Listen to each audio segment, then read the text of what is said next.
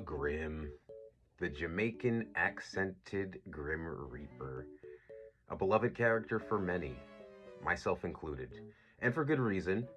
The character has many moments where he's portrayed as wise, powerful, commanding, cracking clever jokes. However, there are some aspects of his character that I consider to be potentially harmful, despite my fondness towards him. Let's start by breaking down how Grim is portrayed in the show.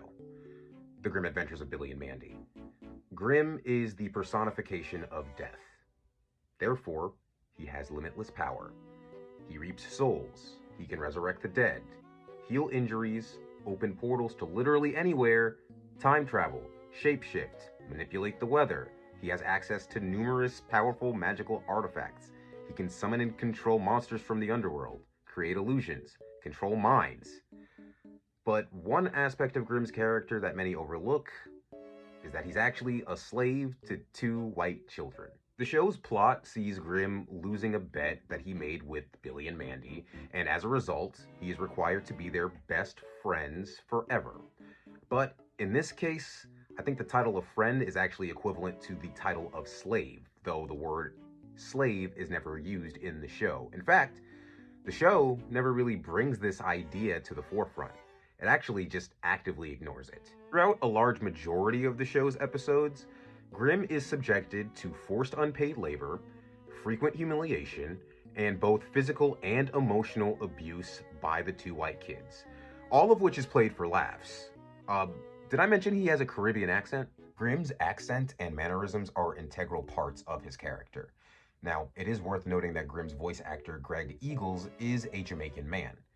In its original run as Grim and Evil, Grim's character had a Swedish accent.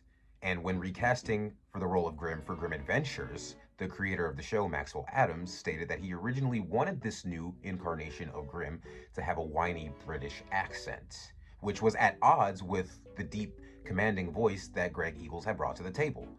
And so when he was told to perform a different voice for the character, Greg Eagles decided to throw some jerk seasoning onto what he was doing, and the result was the voice that we got for the character. Now, personally, I actually really like Greg Eagles' performance as Grim.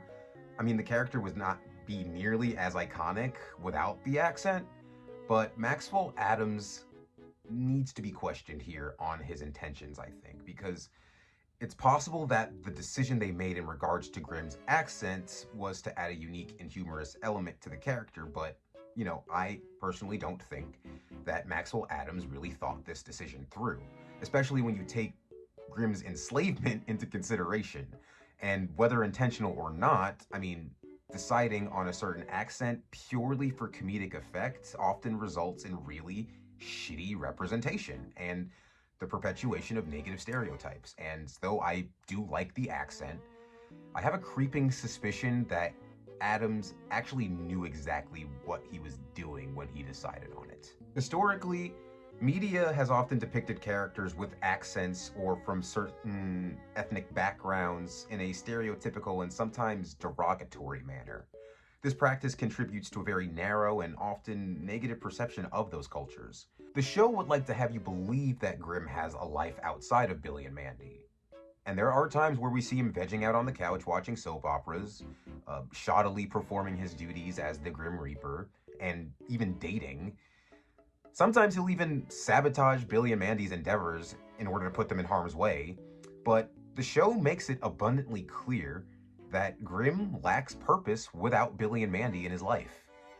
Like I said before, Grim possesses vast supernatural knowledge and powers, and yet instead of using this limitless power to free himself from these two terrible kids that he is vocally hateful towards, Grim spends the majority of his time using his powers to assist his white superiors.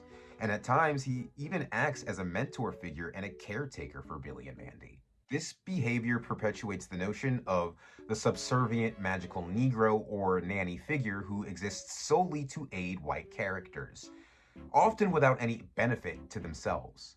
And Grim, although, he's not explicitly human, he fits very perfectly into both of those stereotypes. Grim's forced servitude and his submissive demeanor could be seen as a representation of Stockholm Syndrome. Many slaves throughout history were enslaved for so long that they began to show affection and loyalty to their captors despite their situations. A coping mechanism of sorts.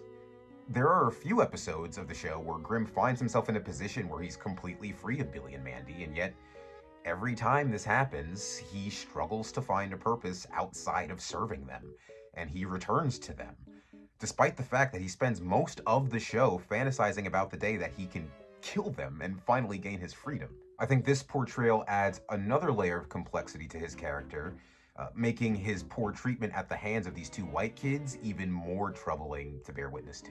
In addition to that, Grimm is consistently emasculated throughout the series. This emasculation, combined with all the other elements of his character that we've covered so far, perpetuate harmful stereotypes about Caribbean men and their perceived lack of authority or strength when it comes to their white counterparts. Interestingly enough, there is an episode where Grimm transforms himself into a human and he becomes a white man. And no, I'm not an idiot. I know white people exist who are Caribbean as well, but the fact remains that Grimm is still a slave at the end of the day, regardless of his race as a human, and slavery is never okay, even if the enslaved party in question is white. So where does this leave us? Is Grimm a racist character? Well, I want so very badly to believe that Grimm was not conceived with racist intentions, but certain aspects of his portrayal are incredibly problematic when viewed through the lens of baseline cultural sensitivity and representation. And as someone who grows more and more cynical as I learn more about this world's history and the racist people who produce our media, I mean, it's hard not to see how the creative team used this character to poke fun at Caribbean people. So yeah, I think Grimm is kind of racist. Now, don't get me wrong, I love The Grim Adventures of Billy and Mandy. It was one of my favorite shows growing up. I think the show's dark tone and unorthodox approach to its narrative is one of its strong suits and helped it to stand out from other cartoons that were airing at the time. But there are some questionable elements of Grimm's character that I find to be very problematic. Now, I want to make this very clear that, this is all my opinion. And it's not my intention to make anyone feel judged or look down on anyone. I'm just sharing my observations, and if you feel strongly about my opinion, then please tell me what you think in the comments. Respectfully, of course. I think as consumers of media, it's important to be critical and aware of the portrayals that we see and to understand their broader implications. And though shows like Grim Adventures can provide us with entertainment, I mean, it provided me hours of entertainment growing up, they can also serve as a reminder to think deeper about what we're watching and what's being communicated to us. If you guys made it to this point, thank you so much for watching the entire video. I really appreciate it. If you have any thoughts on Grimm's character, please let me know in the comments. If you have any suggestions for what I should cover next, I would also love to hear that from you guys. If you guys liked this video, please consider liking, sharing, subscribing, or following, depending on whatever platform you're using. If you're interested in this long-form content and would like to see videos early from me, you can become a patron on Patreon at patreon.com/Sir Gregolis. It's only $1 a month. And if you'd like to sponsor a video, I will leave the link to my Cash App in the description. If you're looking at this on TikTok, it's in my bio. Thank you guys so much, and this is Sir Gregolis signing out.